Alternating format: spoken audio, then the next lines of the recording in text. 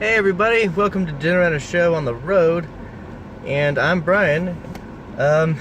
Fun story, my phone was basically going on the fritz and I had to factory reset it, and so my movie review of My Little Pony was erased. So here is me on, is it like take 3? So anyway, I'll try and cut to the chase. And yes, I did watch My Little Pony instead of Blade Runner 2049, like all the other professional critics out there. So whoops. No, it was enjoyable. But My Little Pony the movie is basically from an film adaptation to the TV show Friendship is Magic that piloted in 2010, and it has gained a tremendous fan base, not just of little girls, but of adult males and females alike, bronies, if you've heard of them. And I don't know, I watched the show for a bit, and I enjoyed it, and thought it was, good quality material for, just for the younger demographic, and it seemed to be enjoyable for adults too. I enjoyed the show. What can I say? Anyway, so I've heard about this movie for a little bit, for a couple years, and so I was, curious as to see how the film would, come out, and I think for the most part they did pretty good. I'll just give a rundown of the plot. So a friendship festival led by Twilight Sparkle, played by Tara Strong, is about to happen, and one of their highlight guests is Songbird Serenade, which is and looks like Sia.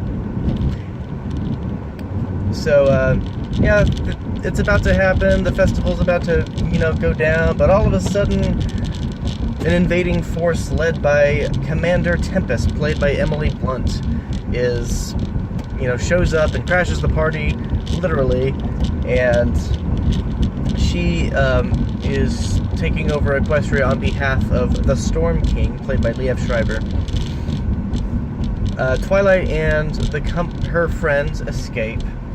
Her friends are Spike the Dragon, played by Kathleen Westlock, Applejack and Rainbow Dash, played by Ashley Ball, Rarity, voiced by Tabitha St. Germain, and Fluttershy and Pinkie Pie, voiced by Andrea Libman.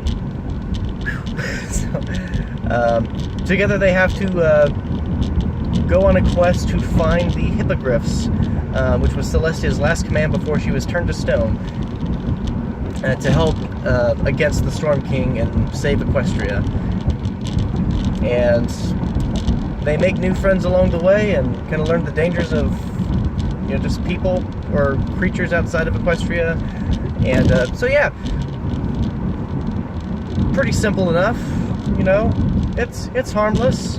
I'm sure a lot of the young kids will love it. I'm pretty sure that the parents will, be okay with it, and they won't nod off or go to sleep or be bored to tears or get all pulling their hair out. And I think for fans of the show, they will enjoy it. I think that they will, have a lot of fun with it. The animation is top-notch, looks really good. I think that the CGI backgrounds are kind of a little off, but not too much. They definitely make sure that the characters are front and center and they look really good, and that's what it was. The show uses flash animation, and so it's a little flat, but here they use a different software, and I forget what the studio or what the animation software was, but it's definitely a lot cleaner and a lot just more crisp, and it looks more three-dimensional and immersive. You have new characters that are enjoyable to look at or to see on screen. Taye Diggs plays a cat named Capper. He's kind of a con artist. You have Tempest, played by Emily Blunt, who is a sinister character that kind of bounces off of comical villains. Michael Pena plays Rubber, some sort of hedgehog-looking dude, which he was all right. He was a harmless character, but he definitely could have been left out of the movie. And Leo Schreiber plays the Storm King, who is a funny yet intimidating villain. And like I can take him as a serious villain. He wasn't like, dumb. He just, he definitely is a little child when it comes to his emotions.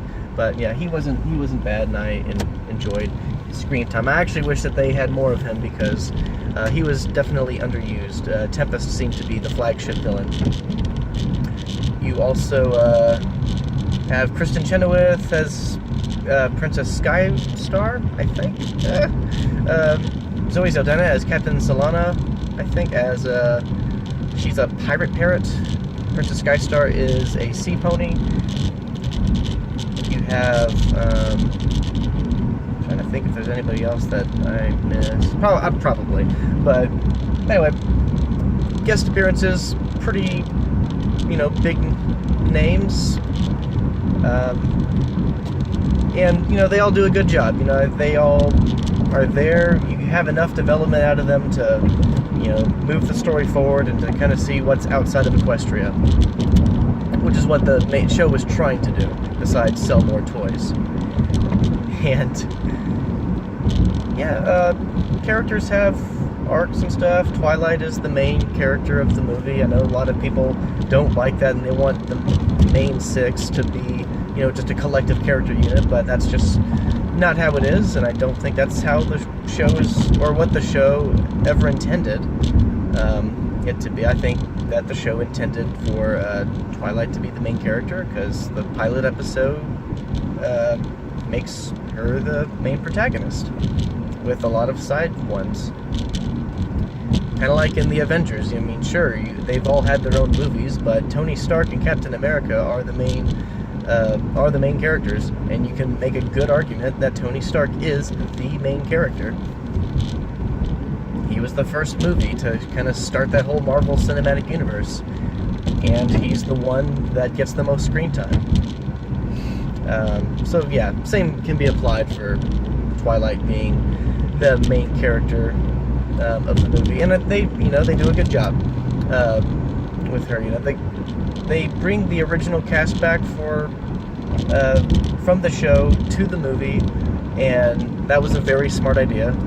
I know a lot of people have compared that to Lego Ninjago, where the characters just are the same, but they are voiced by different people, and a lot of people were very frustrated at that and made the distinction of, like, well, why didn't you use the original cast? And yeah, so there's that argument. Yeah, the story is pretty clear, and I think they kept the tone and the spirit of the show in the movie. I put in my review that you could argue that there is something that happens like towards the third act of the movie that seems out of character, but I don't think it was too much. It was a little mean, but it was very short-lived and instantly regretted. But you can toss it out as frustration for that character. And I'm not going to spoil it here, in case you guys want to watch it. But I'm trying to think. Okay, so let's just get to the main complaint I have, which is the songs. When I went in watching the movie at first, or for my first, yeah. Wow. Alright, sorry. When I went in to watch the movie, the lyrics are very, little kiddish. And I know that this is meant for a younger audience, but so are movies like Moana and Frozen, Lion King, Aladdin, Little Mermaid, all those things. I mean, and the main target is to reach not just, the young demographic, but the broader, adults, so that, the adults will buy tickets for their kids to go watch the movie. And I just think that the lyrics were very cringeworthy at times. There are a couple of songs in there, like the Time to Be Awesome. That's Rainbow Dash's flagship song in the movie. And I will say that the exception to my complaint is Sia's Rainbow song, which is the end of the movie, basically, the credits. That's the reason why Sia's in this movie, is because of that end credits song. And it's a great one. And I even watched the music video for it, and, you know, really good music video.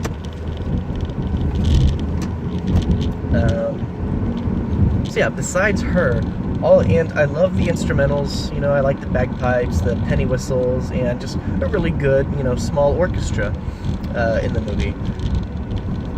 And the instrumentals for the songs themselves were great. The melody, the song notes itself sound great. It's just the lyrics to the songs were just kind of weird for me. But then again, I'll just, you know, admit it. My Little Pony was never meant for, you know, just grown men. It was meant for little kids, particularly, you know, girls, and, you know, every now and then their parents, if they're going to sit in and watch with their kids. But hey, you know, they attracted the fan base, and they've known about us for a long time, and anyway, that's just my big complaint. You know, just the songs, you know, they were weak, and I wish that they were a little bit stronger. And a lot of, I mean, you do have a ton of characters in this movie. I mean, the new ones, like, you know, from Taye Diggs, Emily Blunt, Zoe Saldana, Christian Chenoweth, and Liev Schreiber, but then you just have your main characters, you know, that you've known for years if you've watched the show for very long. And a lot of them just kind of get, you know, sidelined. Unfortunately, that's kind of what happens when you have a large cast. Applejack and Fluttershy, unfortunately, get the shaft in screen time, so you don't really see them a whole lot or hear from them. But I mean, they're there. They have enough lines to at least talk. I wish that Fluttershy had a little more, because I mean, she is a good character, and they flesh her out a lot more in the show. But even then, she's been sidelined in the past. So anyway, but you know what? I think they kept the spirit of the show in this movie. And I know I've said that before, but I really think they did. You have, you know, the themes of forgiveness, redemption, just, you know, the power of friendship, or the magic of friendship, as they say, not only in the show but in the movie a bit at times. You know, and I think what attracted me to the show is that theme. You know, that friendship is very important, and having, you know, really close friends in your life, you know, can mean the world. And I think that they do that quite well. So what do I give this movie? Well, I'll give it a high five.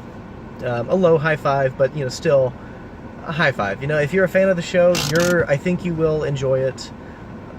And if you are a parent, I think that you can get some, you know, fun out of it, and I think your kids are gonna love it.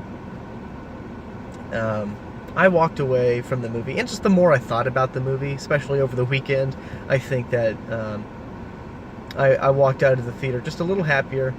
I just, you know, maybe a little, you know, jump in my step. You know, just I walked away satisfied with what I got, and I think most people will that watch it. So there you go, and until next time, I will see you at the movies.